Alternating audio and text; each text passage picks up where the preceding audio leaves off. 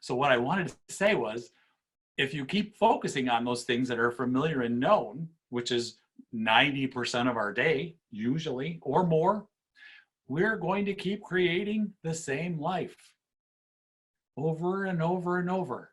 So today, when I wake up, I choose to focus on the unknown, the things I haven't seen yet, the things that haven't arrived in my life yet. I look out there and I say, wow, I can see that beautiful place on the water out there in that tropical setting.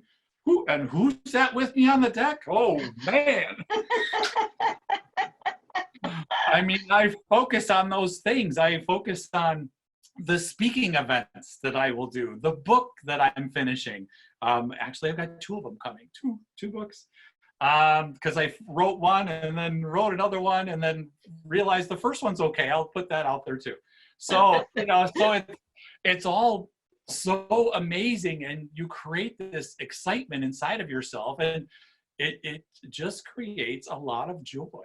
I mean, that internally, I'm really operating, I'm living from my heart.